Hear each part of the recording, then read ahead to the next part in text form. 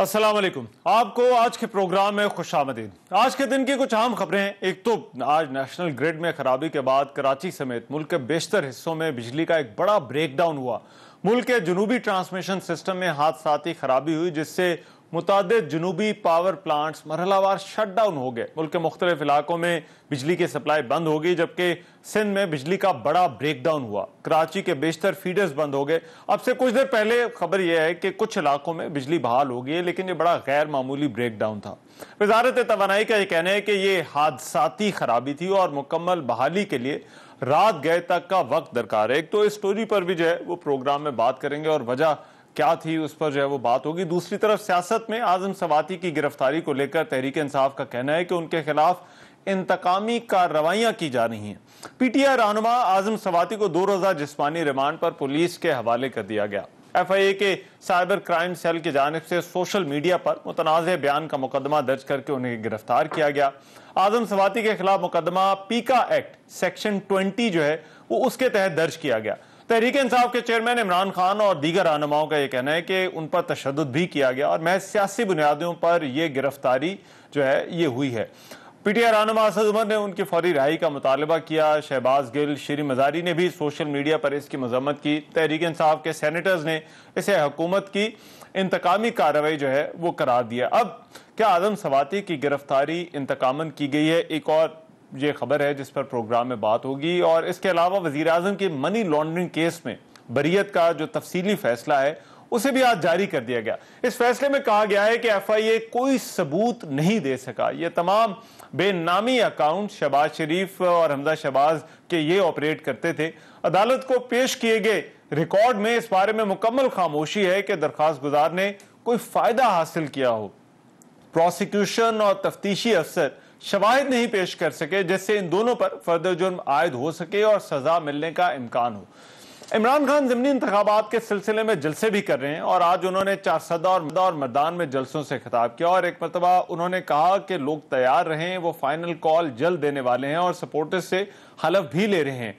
अब ये जो केस है, मनी लॉन्ड्रिंग वाला मामला है, इस पर उन्होंने एक मरतबा फिर जो हुक्मरान जमात है उस पर NRO 2 लेने का इल्जाम लगाया और कहा कि ये हुक्मरान अपने आप को NRO देने में मसरूफ हैं। उन्होंने सवात में दहशतगर्दी और बताखोरी के मामले का जिम्मेदार भी वफाकी हुकूमत को ठहराया और कहा कि ऐसे वक्त में उनकी तवज्जो सियासी इंतकाम पर है।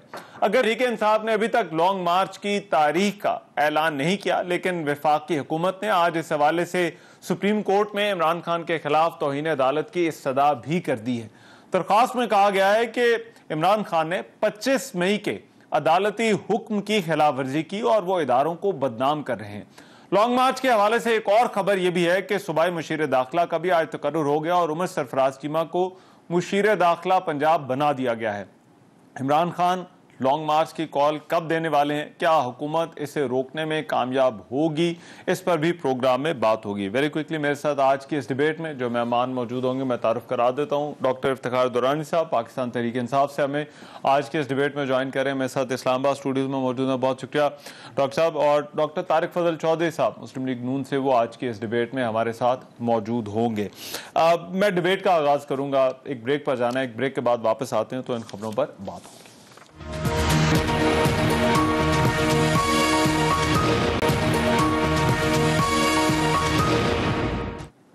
ब्रेक के बाद प्रोग्राम में एक मरतबा फिर से खुशामदीद। ज़िमनी इंतखाबात में चंद दिन बाकी, NRO 2 की गूंज और फिर पाकिस्तान तहरीक इंसाफ का ये कहना है कि इंतकामी कार्रवाइयाँ की जा रही हैं। डॉक्टर इफ्तिखार दुरानी साहब पाकिस्तान तहरीक इंसाफ से और डॉक्टर तारिक फजल चौधरी साहब मुस्लिम लीग नून से मेरे साथ इस डिबेट में मौजूद हैं। दुरानी साहब, मैं आपसे इस डिबेट का आगाज़ करता हूँ। तहरीक इंसाफ को क्यों लगता है कि ये गिरफ्तारियाँ, इंतकामी कार्रवाई हो रही है और इससे हुकूमत हासिल क्या करना चाहती है? बिस्मिल्लाहिर्रहमानिर्रहीम। हुकूमत की एक स्ट्रैटेजी है कि आपने खौफ फैलाना है। अच्छा। ये स्ट्रैटेजी उनकी शुरू से रही है कि ये जब भी हुकूमत में आते हैं या अपने जो अपोनेंट्स हैं उनको ये बाय मियर फोर्स यानी कि ताकत से, जो रियासती ताकत होती है उसके ज़रिए खौफ फैलाते हैं ताकि जो उनके ख़िलाफ़ जो भी सियासी तौर पर खड़ा होगा। इनके दो तरीक़ार हैं। नून लीग की ना बड़ी स्ट्रैटेजी दो है। एक, आप ज़ाती किरदार कुशी करेंगे اور اس کے ساتھ آپ طاقت کے ریاستی اداروں کا طاقت کا استعمال کریں گے. ان دو صورتوں میں اگر آپ دیکھیں 25 مئی کو بھی نا انہوں نے ایک نیریٹو بنایا. وہ نیریٹو تھا کہ جی وہ ہمارے اوپر لشکر کشی کر رہے ہیں, جی وہ آ رہے ہیں, پی ٹی آئی لشکر کشی کر رہی ہے. ہاں لشکر کشی کر رہی ہے. اچھا کسی بھی مہذب معاشرے میں ابھی آپ یورپ دیکھیں نا جی, اسپیشلی یو کے میں نا ایک لمبے 20 لاکھ لوگ پروٹیسٹ کر رہے ہیں گیس کی وجہ سے, وہاں پہ انفلیشن کی وجہ سے ہو رہا ہے. کوئی ٹیئر گیس نہیں ہے, کوئی پانی نہیں پھینک رہا, کوئی روک نہیں رہا. یہ بیسیکلی حق ہے ہر شہری کا ایک جمہوری معاشرے میں. اچھا ان کا جو جمہوری طرز عمل ہے وہ کبھی انہوں نے جمہوری طرز عمل دکھایا نہیں ہے. اچھا یہ بیکاز یہ پاسٹرنگ کرتے ہیں جمہوریت کے, لیکن ان کی جو جتنے بھی وتیرے ہیں مائنس جو اچھے لوگ ہیں, ڈاکٹر صاحب بڑے اچھے انسان ہیں اور بڑے جمہوریت پسند ہیں اور یہ گفتگو بھی بہت اچھی کرتے ہیں, اس میں یہ ہے کہ زیادہ تر جو پاور میں ہیں, جو ڈیسیجن میکر ہیں پارٹی کے, وہ سارے کے سارے وہ لوگ تھے کہ جو شروع سے پارٹی کے ساتھ آ رہے ہیں. اس وقت کیونکہ ان کو آمرانہ سوچ کے تحت بڑھا کیا گیا, ان کی تربیت دی گئی, اور ان کو ایک ہی پتہ ہے کہ آپ نے طاقت سے کچلنا ہے تاکہ عوام خوف زدہ رہے. یہ بیسیکلی ایک مائنڈ سیٹ ہے. ہم نا ایک کالونی تھے اس سے پہلے, جب آزادی ملی تو ہمیں ملک کو تو آزادی مل گئی لیکن ذہنی آزادی ہمیں نہیں ملی. یہ جو آج ہوا سواتی صاحب کے ساتھ, میں رحمان بھائی بہت زیادہ دکھی ہوں ایز اے پاکستانی. ایک 73 سالہ شخص جو دادا ہے, نانا ہے, جس شخص نے اسے گرفتار کیا اور برہنہ کیا, آیا اس کا اپنا باپ نہیں تھا؟ کیا اس کے والدین نے اس کو یہ تربیت دی تھی؟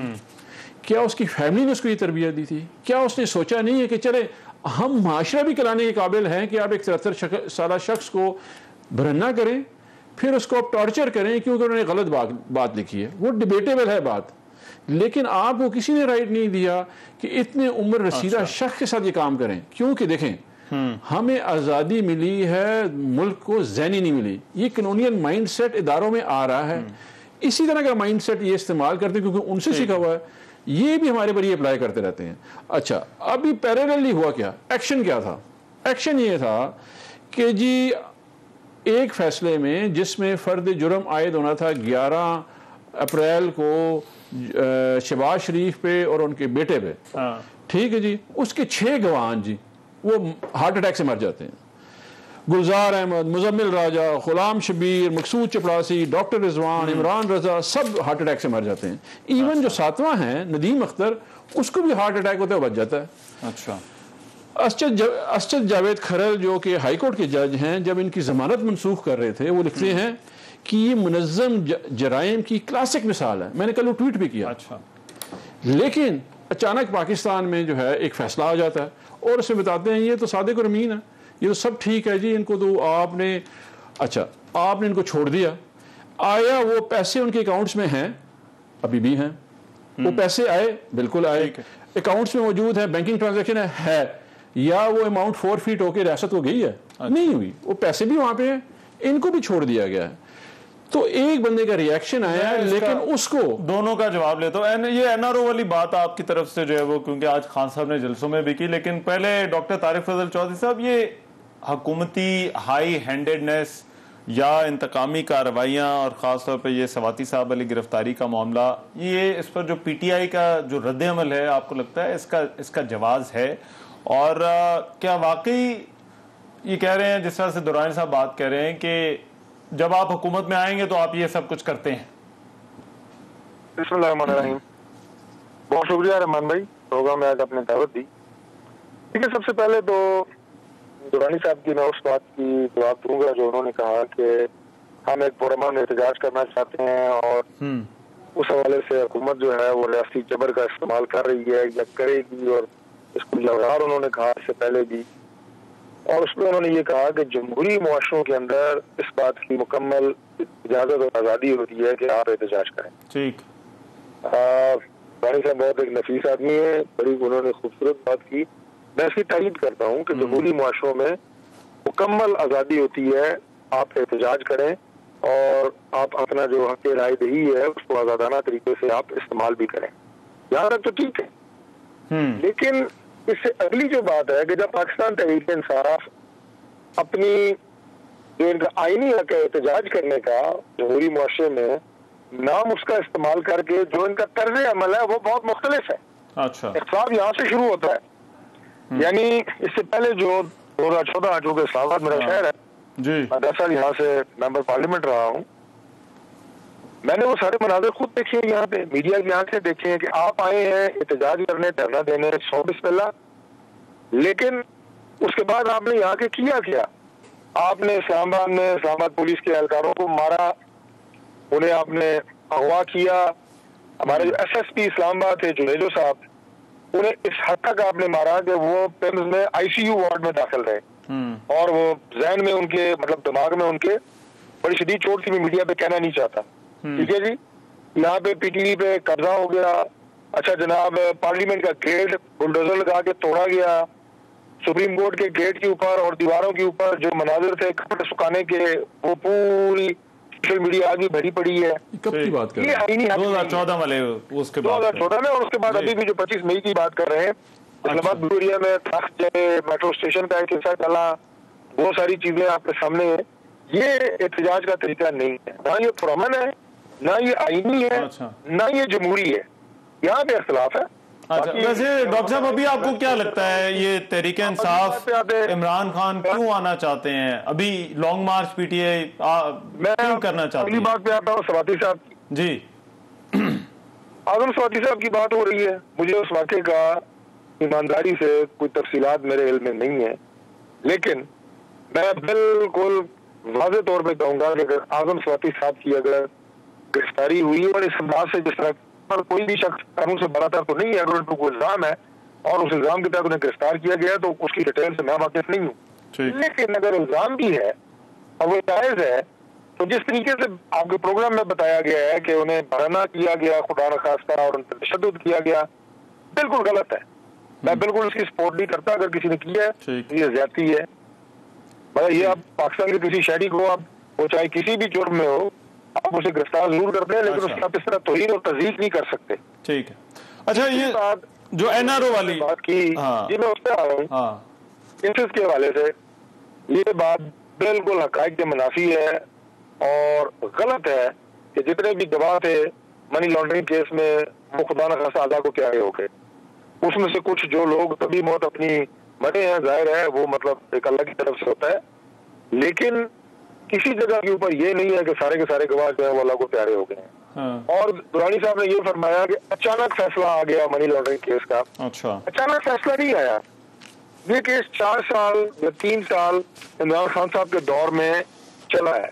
ठीक और है। जी सर, 4 साल नहीं चला। उन्होंने इसको दाएं बाएं ऊपर नीचे हर तरफ से इसकी छान पटक की है, नोक पलक इसकी देखी है, पूरी कोशिश की है कि इसमें सजा हो, लेकिन उसमें अगर कोई कंटेंट होता, मैं अर्ज कर रहा हूँ, मैं शहबाज साहब का वकील नहीं हूँ, हमजा साहब का वकील नहीं हूँ, लेकिन उनको पेशों में जाता रहा हूँ, अगर उसमें कंटेंट होता, अगर उसमें खातिर खा सबूत होते तो यकीनन उसमें सजा होती। और ये पूरी कोशिश करते। आप हमारे रहमान साहब आप एक बात देखें ना कि अगर उन्हें किसी लीडरशिप के खिलाफ कंटेंट नहीं मिला किसी नैब के या FIA के मुकदमे का, तो क्या किया राना सल्लल्लाहु के खिलाफ इन्होंने हीरोइन का मुकदमा बना दिया। यानी ये 1964, 65, 70 की दिहाई में होता था कि सियासी मुखालफिन के खिलाफ भैंस चोरी के मुकदमे, अब ये हीरोइन और चेस्ट डाल के मुकदमे बना रहे हैं। तो आप इस गवर्नमेंट से, इस रजीम से क्या आप तवक्को करते हैं कि अगर शहबाज शरीफ और हमजा शहबाज के खिलाफ कोई ठोस सबूत मौजूद होता तो ये उन्हें सजा न देते? बिल्कुल देते, ये सजा पहले देते, फर्द जुर्म बाद में आयद करते।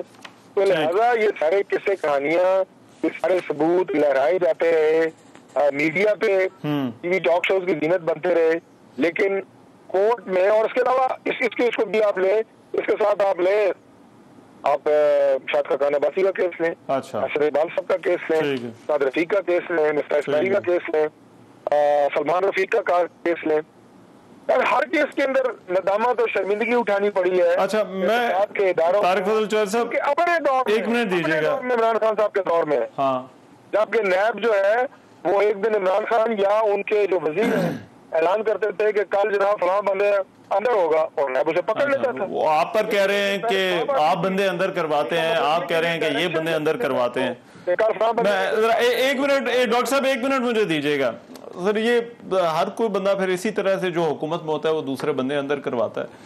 और दूसरा, ये जो پروسیکیوشن والا ہے، یہ جو تحریری جو فیصلہ آیا ہے اس کے اندر جو عدالت نے جو ہے وہ لکھا ہے بیسیکلی جو ہے وہ پروسیکیوشن اور انویسٹیگیشن کا مسئلہ ہے، اور انہوں نے کہا ہے کہ کیونکہ پروسیکیوشن اور انویسٹیگیشن ہی جو ہے وہ اتنی ناقص تھی تو اس پہ فیصلہ وہ کیا دیتی ہے عدالت؟ دیکھیں جن کے پروسیکیوٹر کا نام تھا جو اوریجنل کیس کرے تھے ان کا نام تھا سکندر ذوالقرنین. کل ARY ٹی وی پہ ان سے انٹرویو کیا گیا. انہوں نے کہا کہ یہ DG FIA سے پوچھا جائے کہ مجھے کیوں فون کروایا کہ آپ نے 9 تاریخ کو جو 11 تاریخ ہے آپ نے پیش نہیں ہونا. 9 تاریخ کو انہوں نے فون کیا DG FIA نے، جو کرنٹ DG FIA ہیں، کہ آپ نے 11 تاریخ کو عدالت میں نہیں پیش ہونا. یہ انہوں نے ٹی وی پہ کہا، وہ میں نہیں کہہ رہا، یہ IRY کا کلپ موجود ہے، میں آپ کو دے سکتا ہوں. ٹھیک ہے. تو وہ کہتا ہے میں نے ان سے پوچھا کہ یار یہ کیوں نہیں پیش ہونا. انہوں نے کہا کہ یہ دونوں باپ بیٹا جو ہے یعنی کہ شہباز شریف اور حمزہ یہ وزیر اعظم اور وزیر اعلیٰ بن رہے ہیں تو آپ اس کی پیروی نہیں کریں گے. اچھا. تو جب ایک ادارہ وہ جو ہے اس کی پیروی نہیں کروانا چاہ رہا تو عدالت کے پاس تو ثبوت دیکھیں جی. تو بیسیکلی آپ کا آرگومنٹ یہ ہے کہ انہوں نے اداروں کو انفلوئنس کیا، اداروں نے جو ہے وہ وہاں پر جو ہے وہ میں نے اس سے پہلے ایک اور جو ہے وہ رخ بدل دیا، ایک اور ریفرنس بھی دیا تھا. سو فیصلہ تو عدالت سے آیا ہے لیکن یہ ادارے انفلوئنس ہوئے. دیکھیں دونوں دیکھیں جی، جب آپ نے پروسیکیوشن کو انفلوئنس کیا تھرو ادارہ اور ساتھ ہی آپ عدالت کو بھی کہہ رہے ہیں. اسجد جاوید کھرل صاحب جو ہائی کورٹ کے جج ہیں وہ کہتے ہیں منظم جرائم کی کلاسک ایگزامپل ہے. اس نے ایویڈنس دیکھ لیا لیکن جو کل جج صاحب فیصلہ کر رہے تھے انہوں نے نہیں دیکھا. دیکھیں جی میں کو بڑی مزدار کیس بتاتا ہوں تاریخ سے. ایک کیس تھا اس کا نام تھا میران بینک سکینڈل.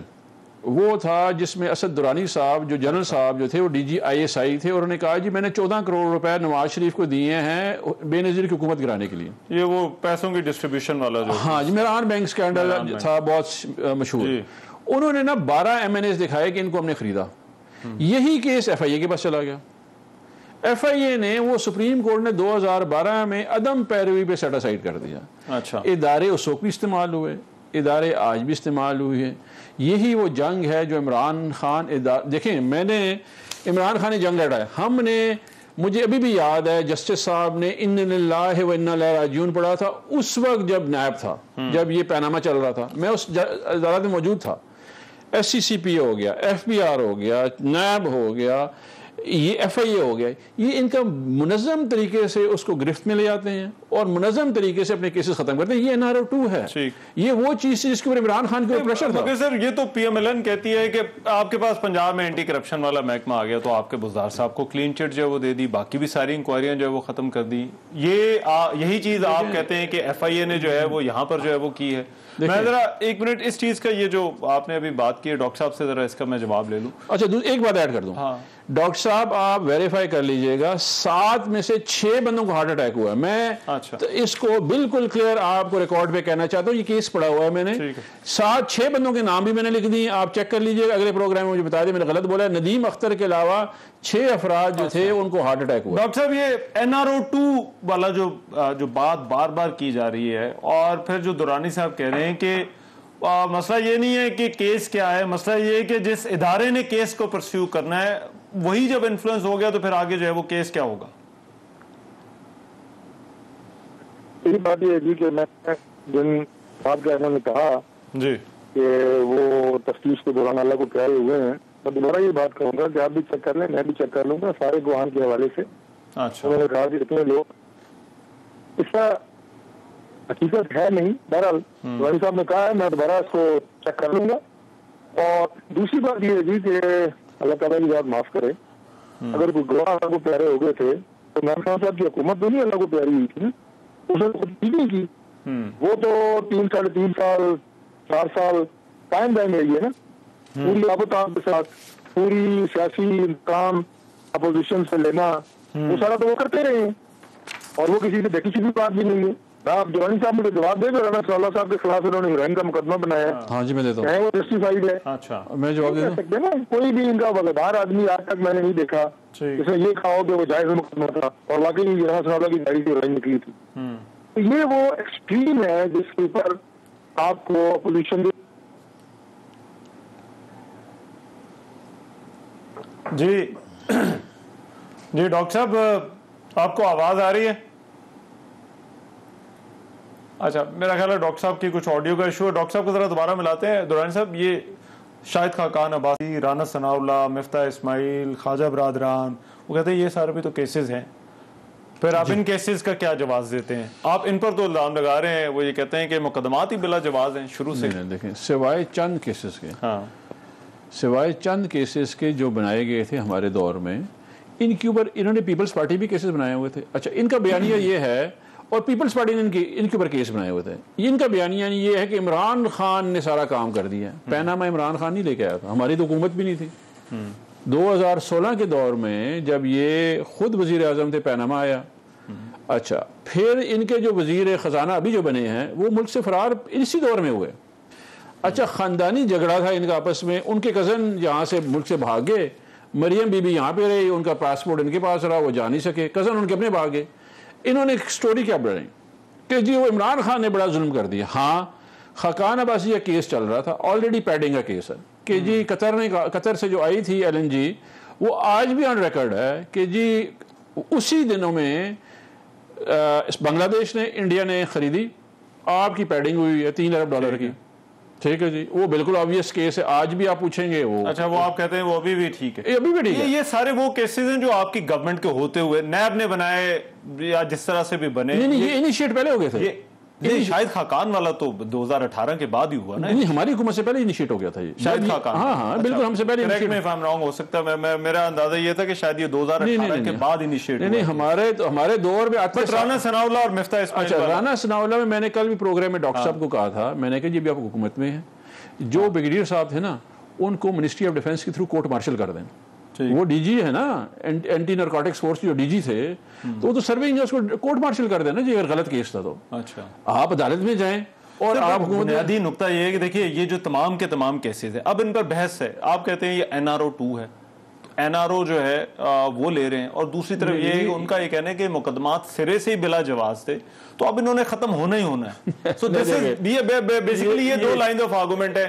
یہ بڑا کلاسک ہے جی. کلاسک یہ ہے, مجھے بتائیں مے فیئر اپارٹمنٹ جو ہیں وہ لنڈن میں موجود ہیں, مریم نواز رہ رہی ہے وہاں پہ. ٹھیک. اچھا نواز شریف رہ رہا ہے وہاں پہ, دونوں بھائی رہ رہے ہیں وہاں پہ, ان کے کزن جاتے ہیں نا وہاں پہ, روز پروٹیسٹ ہوتا ہے نا وہاں پہ. پاکستان کو پتہ چلا ہے کہ کس کے مے فیئر اپارٹمنٹ ہے. ٹھیک ہے. آپ تو دیکھیں قانون کی آنکھوں میں دھول جھونک سکتے ہیں, لیکن عوام کی آنکھوں میں دھول نہیں جھونک سکتے نا جی. آپ نے قانونی طریقہ کار نکالا اور کہا اچھا یہ پہلا کیس ہے رحمان بھائی جس میں سپریم کورٹ نے سزا دی ہوئی ہے. 10 والیوم ہے JIT کی, 7 افسر اس میں تھے, 7 پروموٹ ہو گئے اعلیٰ سروس پہ, 5 جج صاحبان ان کو سن رہے تھے. وہ سارے کے سارا جو ہے لوگ, ایک بڑا جسے کہتے ہیں کلاسک کیس تھا وائٹ کالر کرائم کا, وہ لوئر کورٹ اس کو ڈسپوز آف کر دیتی ہے. جو مین کیس ہے وہ تو یہ ہے. اچھا پھر اگلا آ گیا, جب یہ آگے انہوں نے حکومت جیسے ہی آئے سب سے پہلا کام کیا انہوں نے آ کے نام امینڈمنٹ کی, 1100 ارب روپوں کا کیس ختم کر دیا جو سپریم کورٹ میں چل رہا ہے. چلیں ذرا ایک بریک کے بعد آ جائیں. یہ بلا جواز مقدمات ہیں یا NRO 2 ہے, ابھی کیا ہو رہا ہے اس پر ذرا گفتگو جاری رہے گی. ایک بریک کے بعد آ رہا ہوں.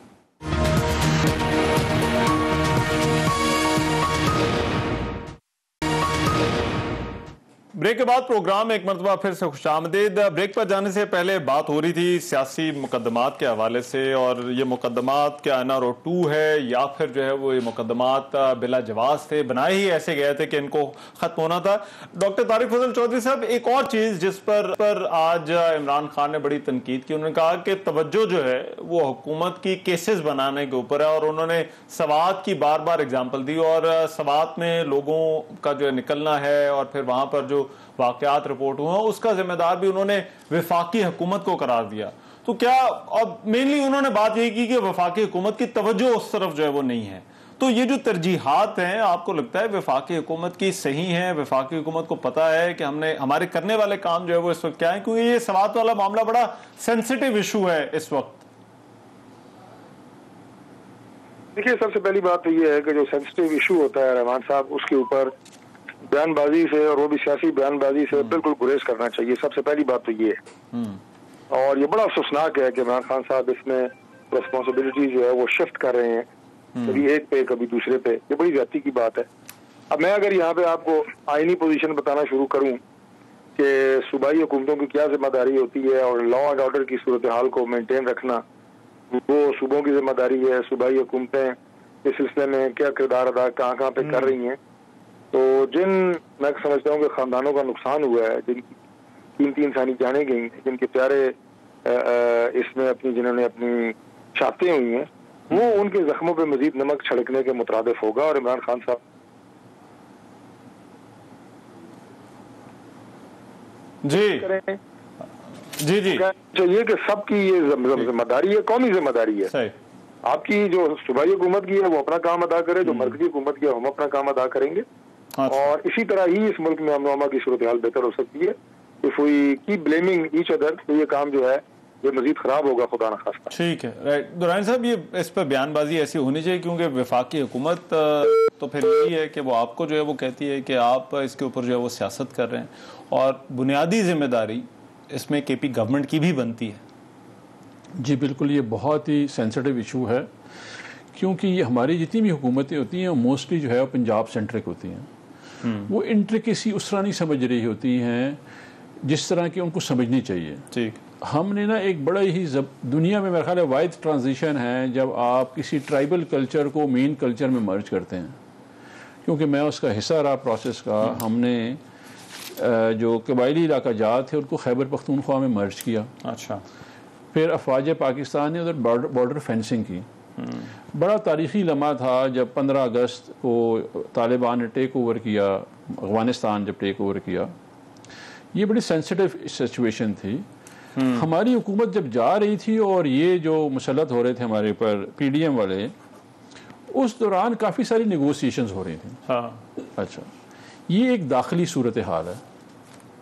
داخلی صورتحال ایسے ہے کہ جب سوات میں آپریشن ہوا اور جب ہماری حکومت 2013 میں آئی تو ہم نے خود امن و امان کے لیے وفاقی حکومت سے جو افواج پاکستان سے سیکیورٹی واپس لے لی تھی, اور سوات پولیس کے پاس تھا.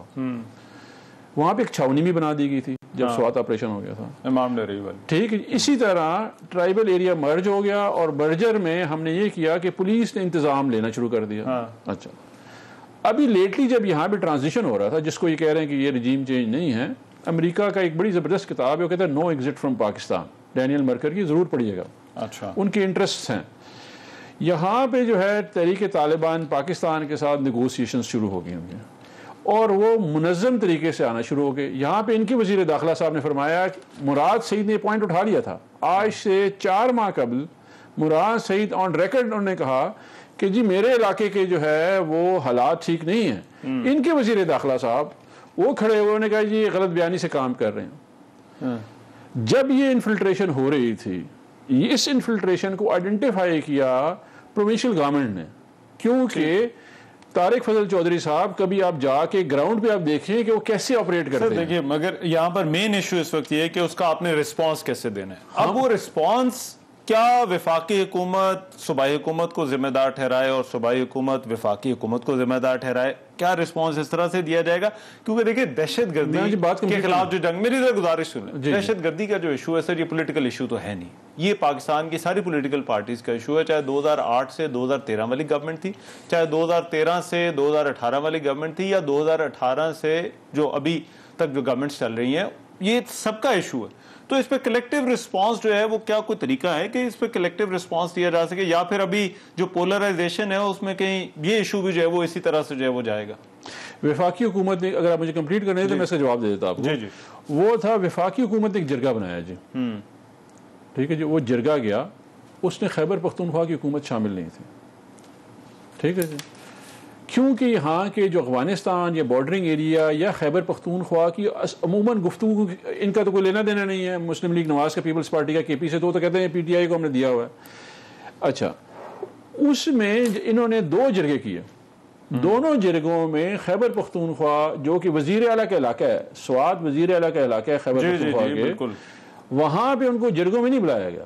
اگر آپ بلایا نہیں گیا یا خود نہیں گئے, کیونکہ دوسری طرح سے بلایا نہیں گیا نا جی, جو نیچرلی بلائیں گے تو کیوں نہیں جائیں گے. ٹھیک ہے جی. اچھا, پہلی بات یہ ہے اگر وفاق کو کنسرن ہے تو سب سے پہلے چیف ایگزیکٹو صوبے کون ہے؟ وزیر اعلیٰ خیبر پختونخوا.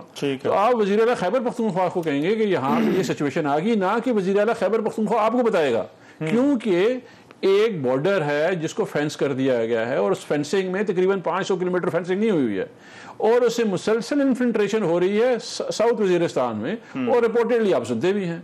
پھر ادھر ایک امن تحریک بھی چل رہی ہے جس کی ہمیں کوئی پتہ نہیں. انہوں نے پارلیمنٹ کو ڈسکشن کی آپس میں, وہ کیا ان کی آپس میں ارینجمنٹ ہے, اس کا صوبے سے کوئی لینا دینا نہیں ہے, وفاق سے لینا دینا ہے. انہوں نے اگر ان کو بتایا تو ہوتا یہ ہے. تو آپ یہ کہہ رہے ہیں کہ صوبہ کردار ادا کرنا چاہتا ہے لیکن اس کو کردار ادا کرنے نہیں دیا جا رہا. بہترین پولیس ہے. اچھا, بہترین پولیس ہے. جب آپ کسی کو الاؤ کرتے ہیں کسی علاقے میں آنے کے لیے, وہ بیگیج کے ساتھ آتا ہے. ٹھیک ہے جی.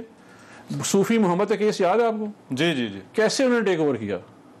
تو وہی طریقہ کار ہوتا ہے. مسئلہ تو یہ ہے کہ یہ ساری چیزیں ہم نے جو ہے وہ اپنی آنکھوں سے دیکھی ہوئی, کوئی بہت پرانی بات نہیں ہے, مگر یہ ہے کہ اس پر ایک کلیکٹیو رسپانس کی ضرورت ہے. میں ایک بریک لے رہا ہوں, بریک کرتے ہیں تو پھر یہ جو لانگ مارچ والا معاملہ ہے اس پر بھی اب حکومت عدالت چلی گئی ہے, اس پر بات کریں گے اس بریک کے بعد.